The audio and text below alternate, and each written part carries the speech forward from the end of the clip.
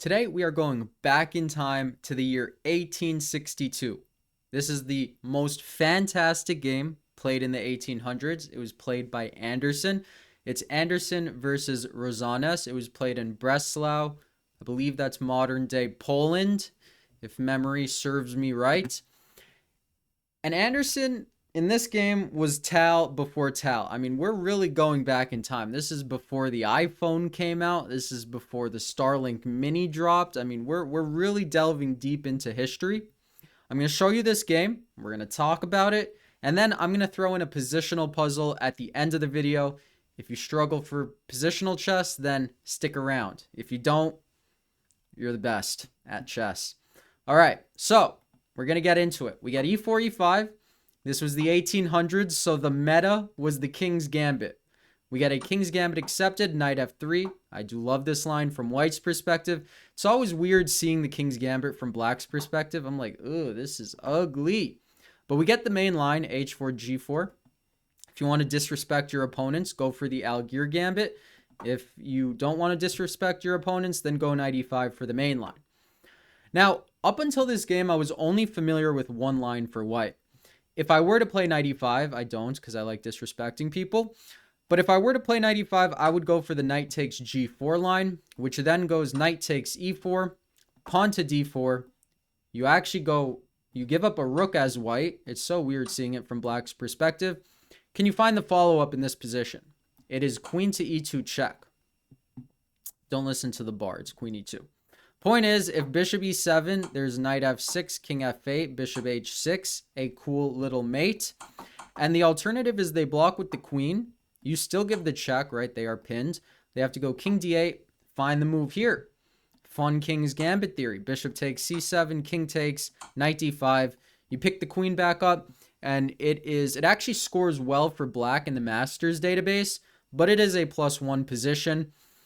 You just got to disallow Black from untangling. But we actually get quite a positional King's Gambit that then turns tactical. So backing up, we get bishop to c4.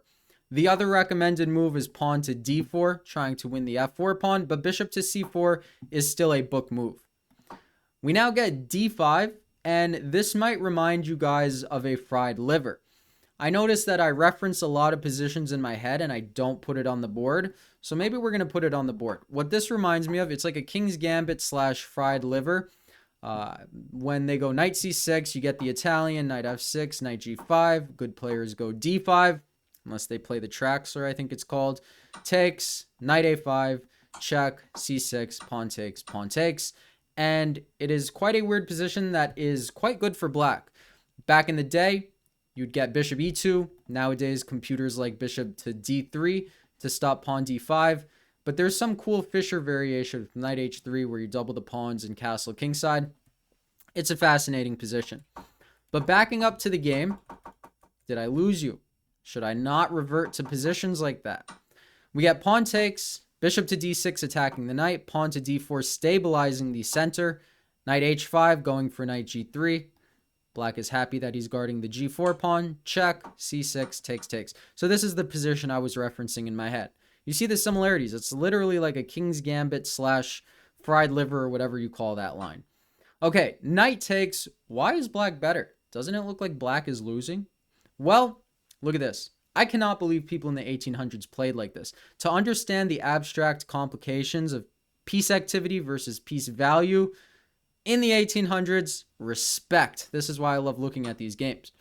Knight takes, bishop takes. What do you do in this position? There's two good moves.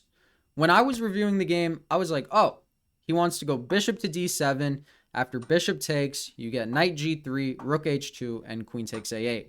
This is how I would play the position, and it's still very good for Black. But look what he did. He actually did not even take. He's like, castling. I don't need a castle. I'm going to go king f8. Was castling invented in the 1800s? It must have been, right? Someone fact check me on that. By the way, Merry Christmas to everybody. Do any Slavs watch me? Is anybody celebrating on January 7th? Like the, Gregorian versus Julian calendar? Does anybody know about that? Am I just rambling? Knight to g3 attacks the rook. The rook goes onto a fantastic square. That is rook h2. That was also sarcasm. Yeah, the rook on h2 is not great. Sometimes I live with it, but you're not thriving when it's on h2. I'll tell you that much. Okay, bishop to f5. Anderssen was all about activity. I mean, this is a, what's the opposite of modern? Prehistoric day Tal. All his pieces are active. He's like, I'm down a rook, but look at your rook. Are you really up a rook if it's trapped on h2? Does anybody hear a tree in the forest when it goes down and no one hears it? You know that saying? Okay, bishop to d5, consolidating. He's like, I'm not going to lose my bishop. We get king to g7, just trying to activate all the pieces. And look at this queen side. No one has moved. Knight to c3. Now someone has moved. We get check, king f2, and queen to b6. Now, white cannot dilly-dally over here. Look what happens when he dilly-dallies. Let's say we go a3. What's the winning move? There are a few, but the best one is bishop to e5, a cold shower, and it just results in mate. This knight is a beast. This bishop is a beast. This queen is a beast. And what are these guys? Also beasts. So bishop to e5 would be a cold shower. Because of that, white went knight a4. He's like, get out of here. Move your queen, please. Where do you move your queen? Do you move your queen? He goes queen a6.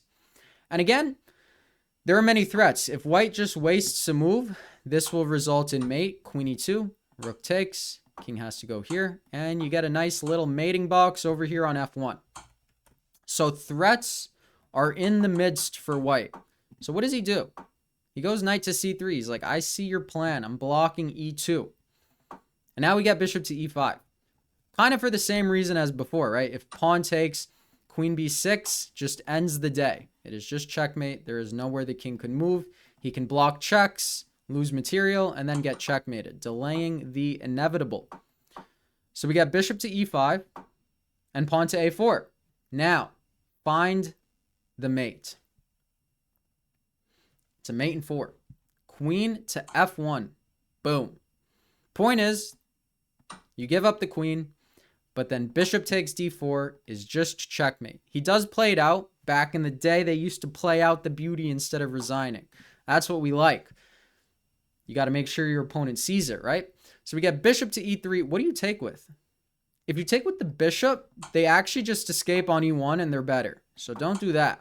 You go rook takes, and in this position, I think he did resign because any move you get mated. Let's say rook to e1. This is just checkmate, and it's a beautiful checkmating box. So Anderssen, I think this was the best game played in the 1800s. Do you know any better games played in the 1800s? Am I wrong? Should we go to positional chess? Yes, let's do it. All right. I was going to make a purely positional video today, but then I changed my mind because I do that. So I think we're going to do this one. Let me know, would you guys rather me make a just positional video or throw in a positional puzzle at the end of the game? Do you guys have the attention span for that? Or am I too annoying? Let me know. All right. Black to move. Why is black winning?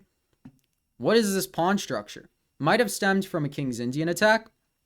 And you might be like, okay, their queen is misplaced, but surely it must be a pawn move because look at these pawns. So let's get into it. So let's say you're looking at the queen and you want to win the queen. Do not do that because you will lose due to bishop to d5. All right, what else? You might be like, okay, maybe knight f6, rook f7. But again, knight f6 just is not the greatest of moves because white just gets out. He castles.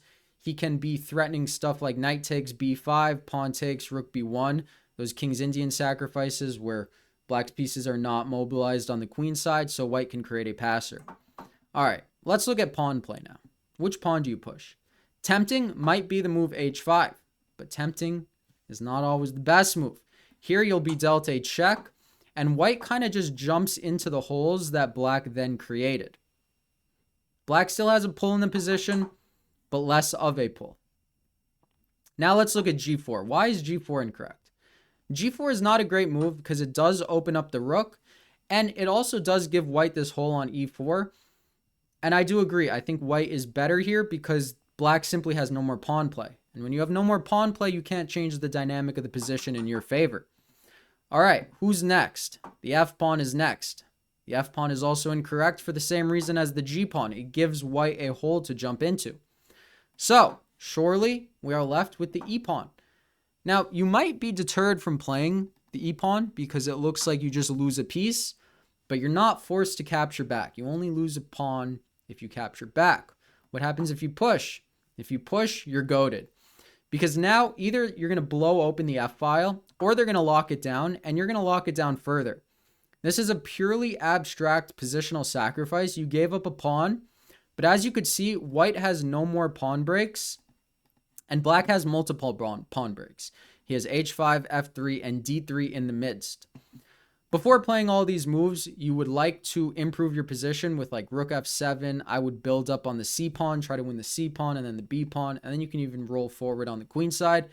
And I think I'll leave you guys here. This is a great position to practice with the engine. Try to beat the engine in this position so you can convert and not let them, squirm out of this unmovable position, because that's what engines do.